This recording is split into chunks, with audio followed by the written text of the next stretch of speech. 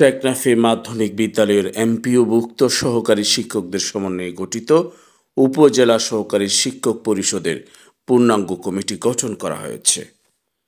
এ উপলক্ষে শনিবার সকাল 10টায় টেকনাফ পাইলট উচ্চ বিদ্যালয়ের অডিটোরিয়ামে এক সম্মেলন অনুষ্ঠিত হয়।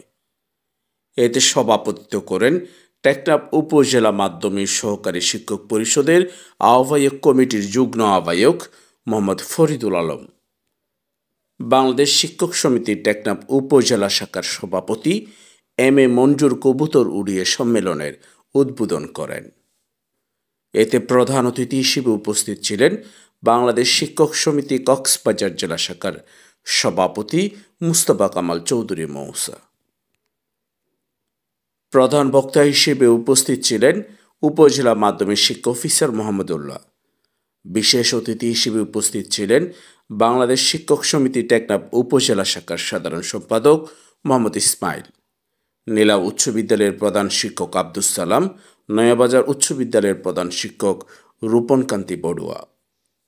এ সময় অন্যদের মধ্যে বক্তব্য রাখেন আলিয়াসিয়া উচ্চ বিদ্যালয়ের ভারপ্রাপ্ত প্রধান শিক্ষক শামীম আরা, সাবরাং উচ্চ বিদ্যালয়ের সহকারী প্রধান শিক্ষক আনিসুর রহমান, নীলা উচ্চ বিদ্যালয়ের সহকারী প্রধান শিক্ষক শেতলাল দাস, নয়াবাজার উচ্চ বিদ্যালয়ের সহকারী প্রধান শিক্ষক ফরিদুল আলম সহ বিভিন্ন বিদ্যালয়ের সহকারী শিক্ষকবৃন্দ। আলোচনা সভা শেষে প্রতিদ্বন্দ্বী প্রার্থী না থাকায় উপস্থিত উপদেষ্টাদের সম্মিলিত আলোচনার মাধ্যমে আগামী 2 বছরের জন্য 21 সদস্য বিশিষ্ট নতুন কমিটি ঘোষণা করা হয়।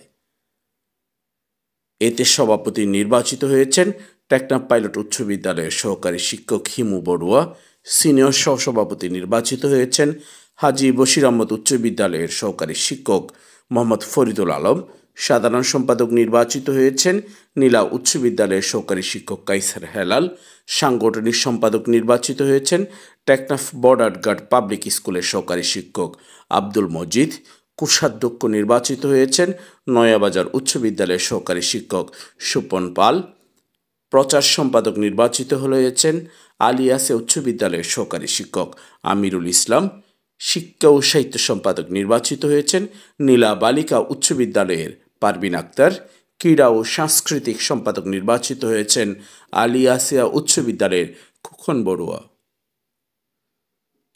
নিউজ ডেস্ক, রূপান্তর।